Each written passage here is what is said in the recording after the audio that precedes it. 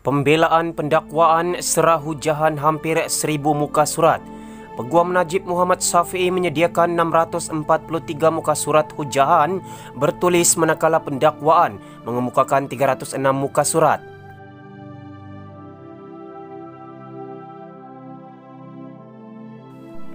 Kedua-dua pihak pembelaan dan pendakwaan dalam kes perbicaraan bekas Perdana Menteri Najib Razak membabitkan syarikat SRC International telah menyerahkan hujahan bertulis hampir 100 muka surat kepada Mahkamah Tinggi. Timbalan Pendakwa Raya Muhammad Izzat Fauzan berkata, Peguam Utama Najib iaitu Muhammad Shafi'i Abdullah telah menyediakan 643 muka surat hujahan bertulis, manakala pendakwaan mengemukakan 306 muka surat. Kedua-dua hujahan telah diserahkan kepada mahkamah hari ini. Kami turut bertukar-tukar hujahan menerusi email. 19 Mei telah ditetapkan untuk kedua-dua pihak menjawab hujahan bertulis itu, katanya ketika dihubungi bernama.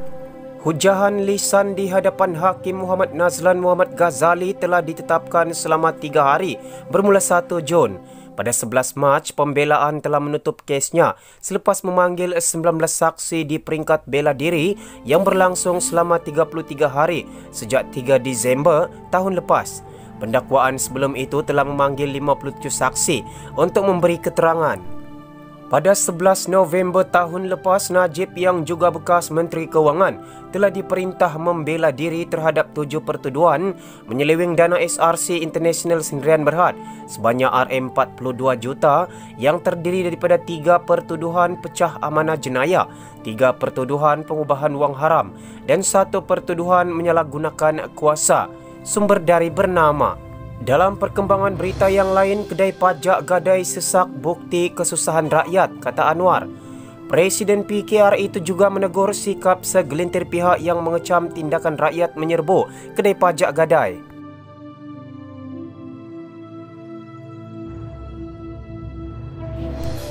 Presiden PKR Anwar Ibrahim hari ini meluahkan rasa simpatinya terhadap rakyat yang terpaksa menyerbu kedai-kedai pajak gadai sebaik sahaja kerajaan membuka semula ekonomi di bawah Perintah Kawalan Pergerakan Bersyarat PKPB. Anwar berkata, fenomena kedai-kedai pajak gadai diserbu rakyat semalam membuktikan betapa rakyat kini hidup dalam kesusahan. Kesan daripada pelaksanaan PKP yang bermula sejak 18 Mac lalu. Bukan sahaja B40, tapi M40 pun beratur di kedai pajak gadai. Terdesak setelah sebulan PKP dan kita lihat keadaan ini begitu menekan kehidupan rakyat. Ini saya lihat di merata kedai pajak gadai. Maknanya ada masalah ekonomi besar dalam negara, katanya dalam siaran langsung di Facebooknya hari ini. Semalam selepas 46 hari seluruh negara dikenakan PKP, kelonggaran sekatan yang berkuat kuasa 4 Mei itu menyaksikan sebilangan besar rakyat yang berkurangan wang tunai beratur di kedai-kedai pajak gadai. Fenomena di seluruh negara ini dilaporkan oleh ramai warga maya di media sosial. Tinjauan Malaysia kini di Petaling Jaya juga mendapati ramai yang berbaris panjang di beberapa kedai pajak gadai Mala. Sebuah kedai yang dikunjungi Malaysia kini mempunyai kira-kira 30 pelanggan yang berbaris di luar. Mengulas lanjut, Anwar turut menegur sikap segelintir pihak yang mengecam tindakan rakyat menyerbu kedai pajak gadai terbabit. Menurut Anwar, tindakan rakyat menyerbu kedai-kedai gadai perlu dilihat dari sudut kesusahan yang dialami rakyat yang terkesan dengan pelaksanaan PKP hingga menyebabkan kedudukan ekonomi mereka terjejas. Saya tengok ada ulasan pelik, bangang sungguh. Dia kata sebab dia longgar PKP, orang boleh beratur pergi pajak gadai. Kalau saya sebut, bangang kasar pula. Ini kan pandangan orang kata, cerdik dalam negara kita. Kalau nak pertahan kerajaan sampai tidak ada langsung perasaan jiwa, hati nurani. Kalau nak sokong kerajaan, sokonglah. Tapi bila orang beratur di pajak gadai itu, orang itu merempat. Habis apa yang ada? Gelang, subang, emas kawin, rantai, semua pergi pajak gadai. Ini maknanya terdesak. Simpatilah sikit, ini tidak. Boleh kata sebab itu kita lepas PKP. Naratif ini kena ubah. Orang tak ada hati perut, katanya. Ekoran daripada itu, Anwar yang juga anggota Parlimen Port Dickson berkata, kerajaan ketika ini perlu mengubah corak pentadbiran dalam meningkatkan ekonomi rakyat. Saya pernah sebut dalam ceramah Konvensyen PKR tentang kajian, ia perlu dilihat dari segi pertumbuhan, kesihatan, pendidikan, pendapatan, keselesaan. Tapi semua faktor ini dalam tempoh 10 tahun, malang bagi ekonomi negara kita tidak ada perkembangan.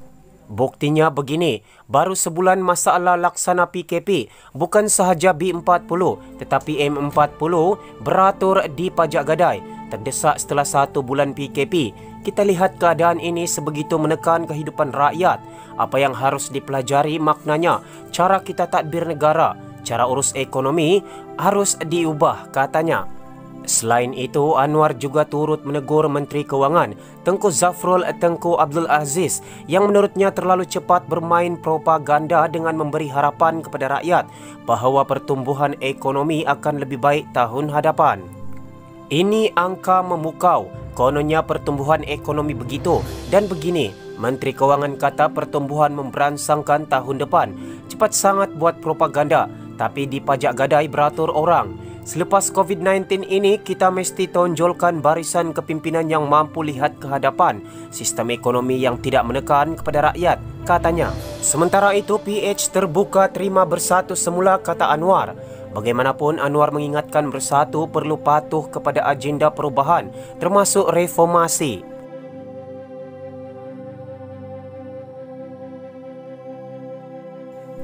Presiden PKR Anwar Ibrahim berkata Pakatan Harapan PH bersikap terbuka jika bersatu berhasrat untuk menyertai gabungan itu semula. Bagaimanapun, Anwar mengingatkan bersatu perlu patuh kepada agenda perubahan, termasuk reformasi yang dipelopori PH. Itu keputusan yang harus dibuat bersatu. Ada 2 bersatu sekarang. Keputusan harus dibuat sebagai satu parti dan PH mengambil sikap terbuka. Tapi harus patuh kepada agenda perubahan, termasuk reformasi yang dipelopori dalam PH, termasuk sistem menolak sistem korup dan kita tidak mahu mengulangi kesilapan-kesilapan yang lalu, katanya dalam siaran langsung di Facebooknya hari ini. Anwar berkata demikian mengulas kenyataan Mukhlis kemarin yang menggesa bersatu untuk bersama Pakatan Harapan sekali lagi. Mukhlis dalam kenyataannya sebelum ini berkata peluang terbaik bersatu adalah bersama PH kerana parti itu perlu bersaing merebut sokongan pengundi Melayu sama seperti UMNO dan PAS pada pilihan raya umum akan datang. Kita beralih ke perkongsian berita yang terakhir. Azmin angkuh, takabur, anggap dirinya terbaik, kata Anwar. Presiden PKR itu berkata tindakan Azmin mengingatkan beliau kepada Presiden Amerika Syarikat Donald Trump.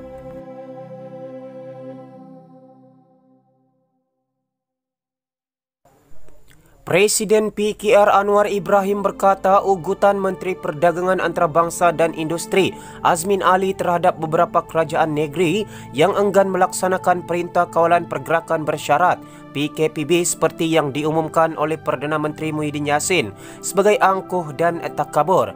Malah kata Anwar, beliau juga tidak faham dengan tindakan Azmin. Ini Menteri Kanan Ekonomi, ini mewakili apa? Korporat? Industri ke apa? Apa salah runding? Runding dengan mereka dan kalau mereka minta tangguhkan. Tak akanlah ada menteri besar atau ketua menteri dia tak peduli masalah pengangguran, masalah pekerjaan. Dia menteri besar atau ketua menteri, fikir masalah kesihatan dan keselamatan. Tapi bila tak setuju, macam sekarang ini, 8 negeri tak setuju dengan keputusan persekutuan. Ogot bukan sahaja ogot, suruh syarikat saman kerajaan negeri. Ini saya tak faham. Ini melambangkan angkuh, sikap takabur menganggap pandangan dia terbaik sampai tak mahu berunding dengan negeri-negeri. Padahal kita ada bidang kuasa masing-masing. Sepatutnya panggillah ini masalah negara, masalah COVID-19, masalah pengangguran nak menjana pertumbuhan ekonomi. Bukan orang tak erti, orang tahu. Tak kerja kena bagi pekerjaan, kata Presiden PKR itu dalam sesi siaran langsung di Facebook hari ini. Anwar berkata demikian mengulas kenyataan Azmin bahawa kerajaan negeri kemungkinan berdepan tindakan undang-undang yang boleh diambil oleh pihak industri jika ekonomi tidak dibuka semula di bawah PKPB. Semalam Azmin selaku Menteri Kanan Ekonomi berkata keputusan Kerajaan Persekutuan membuka semula ekonomi adalah sah dari segi undang-undang. Katanya jika kerajaan negeri tidak memberikan kerjasama untuk melaksanakan Akta 342 yang telah dijadikan undang-undang yang berkuat kuasa di seluruh negara, kerajaan-kerajaan negeri berkenaan mungkin terdedah kepada tindakan undang-undang daripada pelbagai pihak, khususnya dari pihak industri. Sebelum ini dilaporkan 6 negeri tidak akan membuka semula sektor ekonomi masing-masing pada 4 Mei dan akan meneruskan Perintah Kawalan Pergerakan PKP. Negeri-negeri berkenaan adalah Sarawak, Sabah, Pulau Pinang, Pahang, Kelantan dan Kedah. Mengulas lanjut, anggota Parlimen Port Dickson itu berkata, Azmin sepatutnya perlu berunding dengan negeri-negeri yang menolak PKPB dan bukannya menyuruh syarikat mengenakan saman terhadap kerajaan negeri. Negeri-negeri dalam sistem persekutuan kita ada kuasa. Menteri Besar, Ketua Menteri nak buat beberapa langkah kerana ada kuasa di Majlis Perbandaran, ada kuasa dalam kerajaan negeri, katanya. Tambah Anwar, tindakan Azmin mengingatkan beliau kepada Presiden Amerika Syarikat, Donald Trump. Negara Thailand lebih teratur, menekankan pelaksanaan peringkat-peringkat daripada kita buat begitu. Kemudian minta pula industri saman pula kerajaan negeri. Jadi, ini mengingatkan saya tentang cara Presiden Trump. Saya ingat ini mungkin belajar dari Trump ni. Kerana Presiden Trump ini, dia ugut siapa yang tidak mahu ikut dia.